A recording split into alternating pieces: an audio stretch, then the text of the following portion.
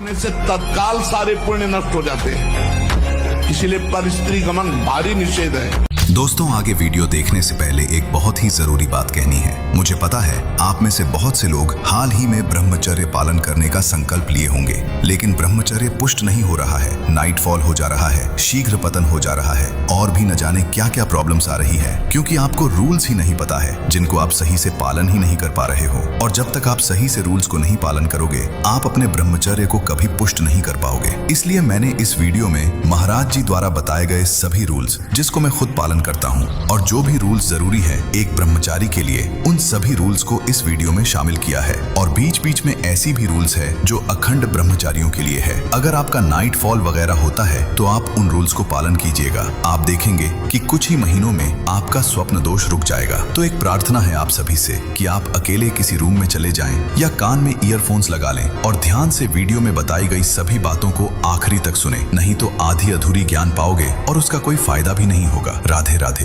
भोजन के तुरंत बाद लोग शंका कीजिए, इससे आपके शरीर में कभी गर्मी नहीं चढ़ेगी, पित्त नहीं बढ़ेगा, कब्ज नहीं बनेगी।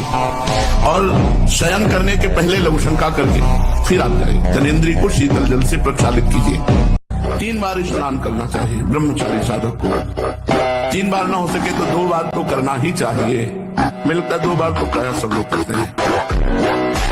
जिसको ब्रह्मचर्य धारण करना है, ध्यान देकर सुनिए। सबसे पहला कार्य उसकी दिनचर्या में, चाहे बच्चा हो, चाहे जवान हो या जो कोई भी हो, प्रातः 4 बजे बिल्कुल जग जाना चाहिए। और जो 8-10 बजे तक सोता है वो कोई भी हो, ब्रह्मचारी रह ही नहीं सकता, ब्रह्मचर्य रह ही नहीं सकता। वो स्वप्न दोष का शिकार होगा, वो नाना प्रकार की कुचेष्टाओं का शिकार होगा पक्का। क्योंकि बुद्धि को सत्य प्रकाश की तरफ प्रेरित करने वाले भगवान भुवन भास्कर हैं। और पधार रहे हो, आप सो रहे हो सैया पे, आपकी आयु, श्री, कीर्ति, बल सब नष्ट होगा।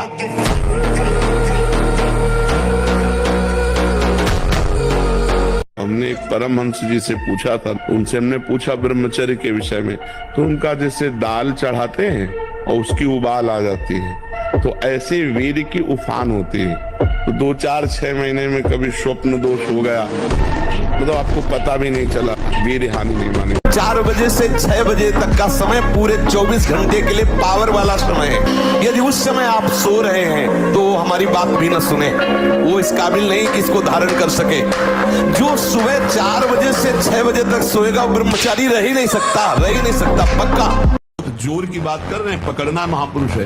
कभी किसी माता बहन की तरफ पाप दृष्टि न करे, सत्य वचन बोले और भगवान के अधीन रहे, निश्चित भगवान की प्राप्ति हो जाएगी। 3 बातों में ठेका ले लिया तुलसीदास ने। जहाँ लग रहा है कि यहाँ गिर सकते हैं, वहाँ संयोग ही न बैठने दे, दूरी बना के रखे, पक्का समझो। कभी ऐसा संयोग बन रहा हो, भाग पड़ो कमजोर बन के, बलवान बन के, वहाँ बैठना नहीं। बैठ गए तो गए, देर नहीं लगती है, बहुत बलवान है। और अगर कमजोर बन के भाग गए तो बच गए। इसमें भागना ही है, उससे लड़ नहीं सकता कोई।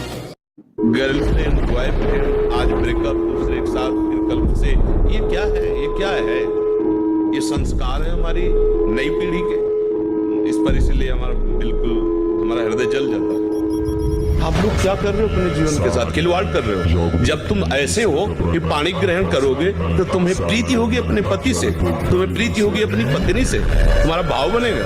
बिल्कुल नहीं बनेगा। पूरी गृहस्थी चौपट, पूरा हमारा जीवन चौपट हो जाएगा।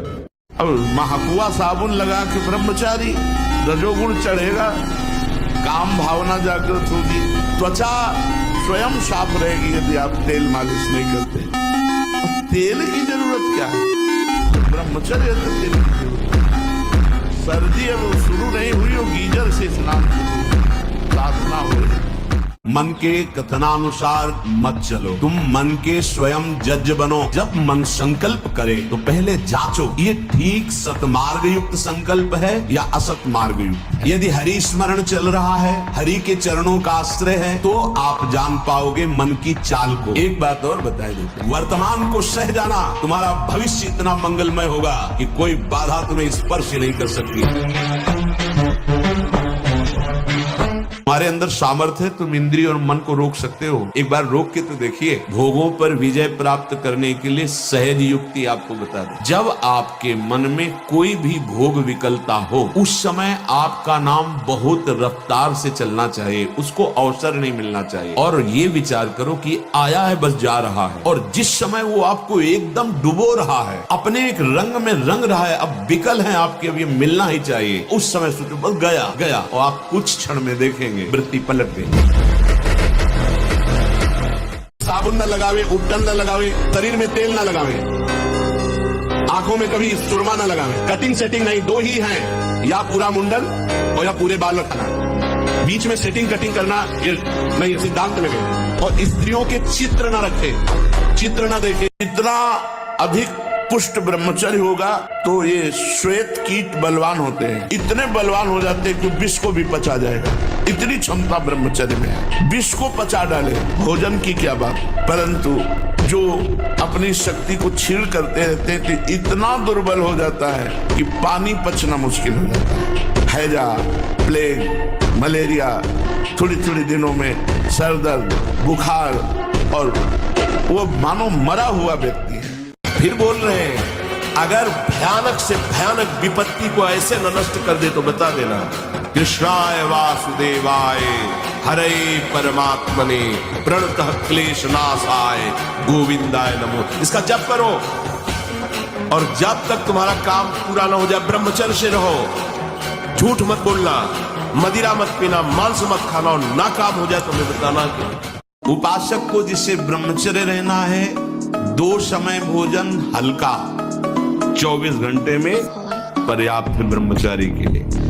2 बार तो हल्का, केवल 2 ही समय भोजन करे। पहला भोजन का समय 10 बजे से लेकर 1 बजे के बीच में, दूसरा संध्या होने के बाद 8 बजे तक, इसके बाद नहीं। सुनो गंदी बातें, बोलो गंदी बातें, और आप ब्रह्मचारी रह सको, सवाल ही नहीं उठता।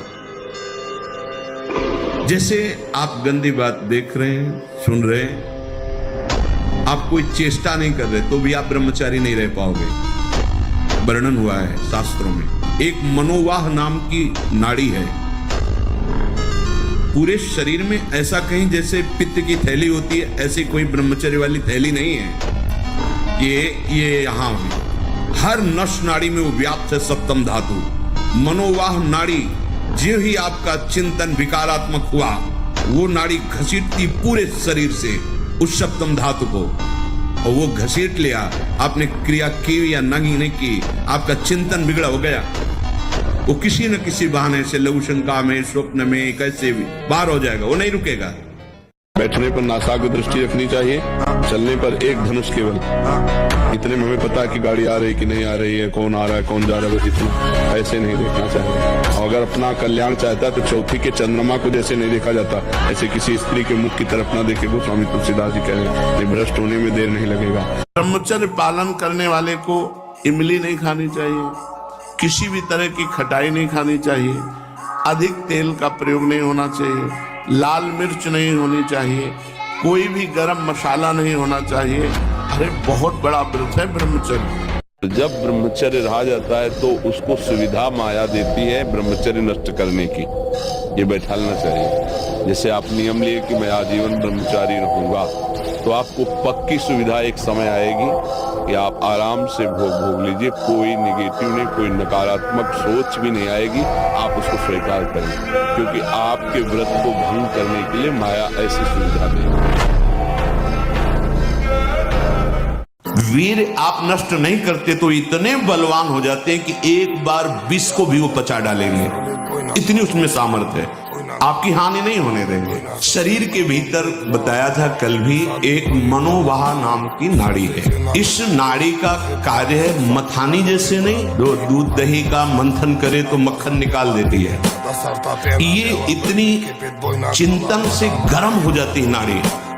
तो वीर पूरे शरीर के रक्त के साथ है, उसी से आपकी हड्डियां मजबूत होती हैं, उसी से आपका शरीर बलिष्ठ होता है, उसी से आपके मन को पवित्र विचारों में चलने की सामर्थ्य मिलती है। और पुष्टता जिसे बल कहते हैं, वो तुम्हारे वीर में होती है। जिसको तुम खिलवाड़ समझते हो, वो खिलवाड़ नहीं तुम्हारी जीवनी शक्ति है। यदि संयम से ब्रह्मचर्य से रहो तो ना उतनी घी में ताकत है, ना दूध में ताकत है, ना किसी भी पदार्थ में ताकत जो तुम्हारे ब्रह्मचर्य में ताकत है।